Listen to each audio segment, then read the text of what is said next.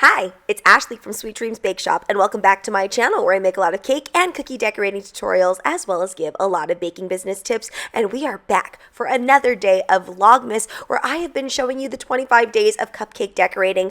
I know, just like yesterday, this is not technically a cupcake, but trust me, it is the same serving size as a cupcake, but this is a very, very flat mini cake, kind of like a bento box cake. You know that we couldn't go a whole 25 days of decorating without using any red. So today we are using some very, very true red buttercream. How do I get this red color? Basically, I just add in a lot of Chef Master red food gel colorant. Now you can definitely taste red food gel if you use too much of it. There is a no taste version. I find it really doesn't make too much of a difference. I really like Chef Master's food colorant because it is very pigmented. So I stick with this. I do heat it on the double boiler a little bit, and I am using Italian meringue buttercream, but honestly, you can use the heating method on any type of buttercream.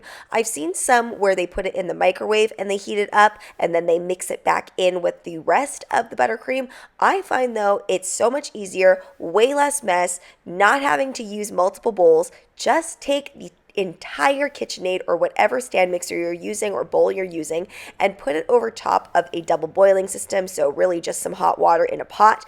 Put it over top of that, get it a little bit soupy on the edges, and then go ahead and re-whip it. Let it set for a little bit longer and then re-whip one more time, and it really gets this nice deep color. And that's actually the trick to deepen any type of colorant. So moving along to the tutorial, you can see that I've created this entire poinsettia using one singular tip. I'm just using a petal tip here. Any petal tip will do. You just got to make sure that it's nice and thin. I always start off with 5 petals. I've seen it done with 4. I like it with 5. And I am eyeballing it, but if you want to be really, really perfect with this, you can definitely outline the lines first, meaning you just take a piping bag with a round tip, outline those lines first to make sure that you're going to get those 5 petals exactly where you want them, and then go ahead and do this squiggle technique. And I really do keep the petal tip nice and flat as I'm doing this, making sure that the thinnest part of my petal tip, if you're using one that is tapered, is at the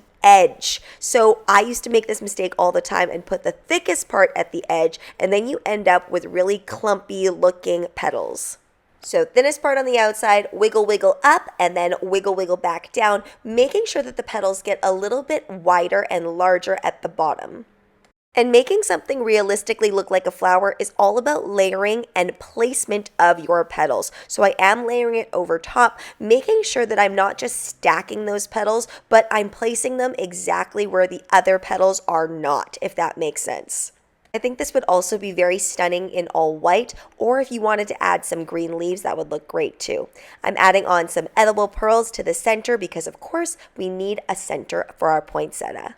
If you don't feel like adding any edible pearls, you can just use a different color of buttercream, and with a round tip, it's going to work just fine. I'm going to add on a little border here. Now, in general, bento cakes are supposed to be relatively simple, and they come together pretty quickly, and I must say that this design actually does come together very, very quickly.